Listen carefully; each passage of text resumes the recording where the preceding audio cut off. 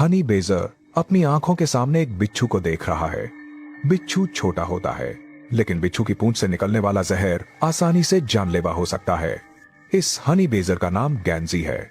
आज सुबह ही इसका सामना इस जहरीले बिच्छू से हुआ। गैंजी इस उच्च प्रोटीन वाले बिच्छू के नाश्ते को खाना चाहता है। भले ही हनी बेजर जहर के प्रति प्रतिरक्षा विकसित कर चुके हैं, लेकिन अगर गैंजी को बिच्छू डंक मार दे तो उसे बहुत दर्द होगा। लेकिन आज बिच्छू का सामना एक मुश्किल प्रतिद्वंद्वी से हुआ है। गैंजी अपने तेज पंजों से बिच्छू को जमीन पर दबा देता है, फिर अपना मुंह खोलकर खाने के लिए तैयार हो जाता है। हनी बेजर को अपने शरीर के लिए जरूरी ऊर्जा बनाए रखने के लिए दिन में कम से कम 1 किलोग्राम मांस खाना पड़ता है। ये बिच्छू का मांस गैंजी के लिए सिर्फ एक एपेटाइजर है। उसका व्यस्त दिन अभी तो बस शुरू ही हुआ है। 1.5 साल का गैंजी अब वयस्क हो गया है। वह अपनी मां की देखभाल से निकल चुका है और अब अकेले ही जिंदगी में आगे बढ़ रहा है। हनी बेजर आमतौर पर अकेले रहने वाले जानवर होते हैं और नौसिखिया गैंजी को अपनी देखभाल करना सीखना होगा। हनी बेजर का मेटाबॉलिज्म बहुत तेज होता है, जिसकी वजह से गैंजी को लगातार भोजन की तलाश करनी पड़ती है। गैंजी का घर मध्य नामीबिया में है। चरम जलवायु वाली भूमि गैंजी के जीवन को बहुत चुनौतीपूर्ण बना देती है। हालांकि हनी बेजर की नजर कमजोर होती है, लेकिन अपनी तेज सूंघने की शक्ति के सहारे गैंजी को पता चल जाता है अब कि उसके आगे कुछ खाने को है। ये एक ग्राउंड स्क्विरल है। शिकारियों के हमले से निपटने के लिए चालाक ग्राउंड स्क्विरल ने एक अच्छा उपाय सोचा है। वह कांटेदार पेड़ के अंदर छिप जाता है। तेज कांटों से घिरा होने पर ग्राउंड स्क्विरल को ज्यादा चिंता करने की जरूरत नहीं होती, कि उसे शिकारी आसानी से पकड़ लेंगे। गैंजी को मांस की गंध तो आ रही है, लेकिन आसपास के कांटेदार पेड़ उसे रोक रहे हैं। हनी बेजर का शरीर घने बालों से ढका होता है, इसलिए कांटों से गैंजी को थोड़ा दर्द तो होता है, लेकिन स्वादिष्ट भोजन के लिए वह इसे सह सकता है। ग्राउंड स्क्विरल ने अपने सामने वाले इस फ्लैट हेडेड को कम आंका था। गैंजी ने एक ही झटके में ग्राउंड स्क्विरल को पकड़ लिया, लेकिन ग्राउंड स्क्विरल अचानक हनी बेजर के हाथों से छूट गया। गैंजी के मुंह में आया, निवाला भाग गया, लेकिन गैंजी के स्वभाव में जिद भरी हुई है। ग्राउंड स्क्विरल उसकी नजरों से इतनी आसानी से कैसे बच सकता है? दर्द से न डरने वाला और मजबूत गैंजी जल्द ही ग्राउंड स्क्विरल को पकड़ लेता है। आखिरकार उसकी मेहनत बेकार नहीं गई। गैंजी अपने मेहनती हाथों के बल पर कठिन जीवन परिस्थितियों पर काबू पा लेता है और बंजर मैदानों में अपनी जगह बनाने में सक्षम है। गैंजी ने ग्राउंड स्क्विरल को खा लिया। अब दोपहर का समय है। उसका आज का भोजन का कोटा अभी पूरा नहीं हुआ है, लेकिन चिलचिलाती धूप से तपते मैदान में अब कोई और शिकार नजर नहीं आ रहा है। हनी बेजर के पूरे शरीर पर घने बाल होते हैं। गर्मी सोखने के बाद उसे बाहर निकालना मुश्किल होता है। इस समय उसे खुद को ठंडा करने की सख्त जरूरत है। गैंजी ने शिकार करना बंद कर दिया और जमीन पर लेकर रेत का स्नान करने लगा। ये गैंजी ने अपनी मां से सीखा था, भीषण गर्मी से निपटने का एक छोटा सा तरीका। लेकिन जैसे जैसे सूरज की तपिश बढ़ती जा रही है, गैंजी को तुरंत पानी का स्रोत खोजने की जरूरत है। गीली मिट्टी में ज्यादा ठंडक मिलती है। उसने अपने शरीर को कीचड़ में डुबो दिया। हालांकि इस तरह ठंडा होने से गैंजी को आराम मिला, लेकिन जल्द ही यहाँ धूल भरी आंधी आने वाली है। ये धूल जानवरों के फेफड़ों में चली जाएगी और शरीर को नुकसान पहुंचाएगी। इसलिए गैंजी ज्यादा देर तक भीगने की हिम्मत नहीं करता। वह तुरंत उठता है और वहां से चला जाता है, और अचानक आई भूख की भावना उसे फिर से भोजन की तलाश करने के लिए याद दिलाती है। सामने का नजारा देखकर वह दंग रह गया। उसने इतनी लंबी पूंछ वाली छिपकली कभी नहीं देखी थी। गैंजी उत्सुकतावश आगे बढ़ता है, लेकिन यह एक बड़ी उम्र की और अनुभवी बख्तरबंद छिपकली है। युवा गैंजी को छिपकली की पूंछ से कई थप्पड़ पड़ते हैं। इससे उसे एक सबक भी मिलता है। ऐसे जीवों के पास आसानी से नहीं जाना चाहिए। गैंजी की सिर्फ नाक से खून बह रहा था। सौभाग्य से कोई बड़ी चोट नहीं आई। भोजन की तलाश के रास्ते में गैंजी अपने क्षेत्र में एक बदबूदार पदार्थ छोड़ता है।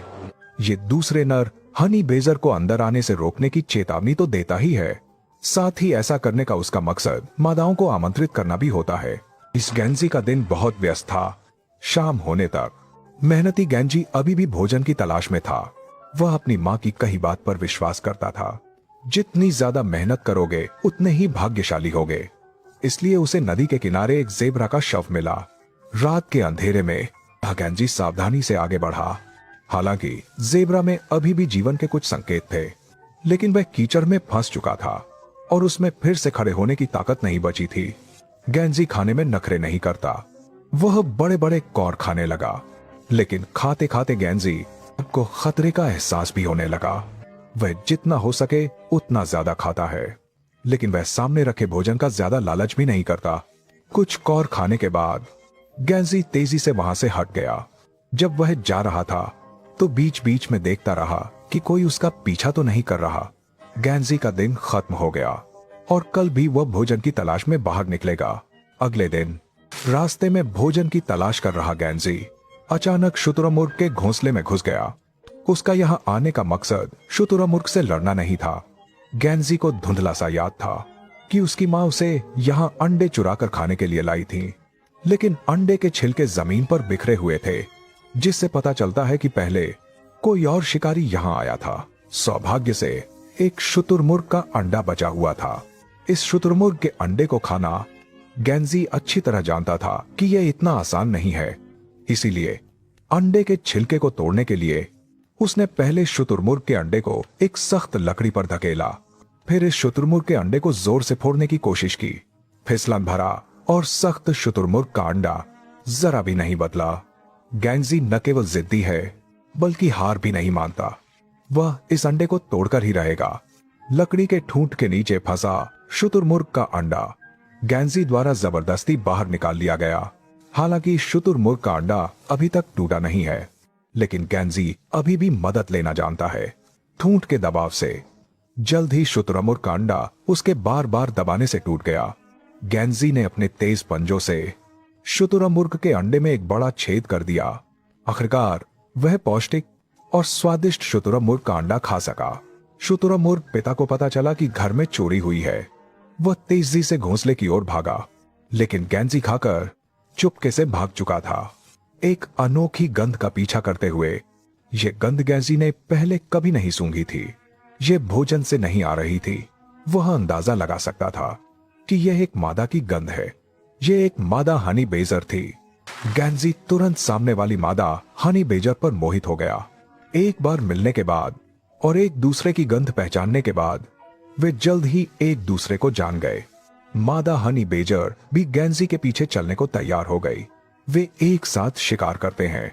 अकाल के मौसम का अनुभव करने के बाद वसंत का आगमन हनी बेजर को और भी स्वादिष्ट और विविध भोजन खाने का मौका देता है। जैसे जैसे गेंजी और मादा हनी बेजर का रिश्ता गहरा होता गया, वे खुशी खुशी एक साथ रात बिताते हैं, लेकिन सिर्फ एक रात के लिए। हनी बेजर एक पत्नी प्रथा का पालन नहीं करते। गेंजी बच्चों को पालने की जिम्मेदारी भी नहीं लेता।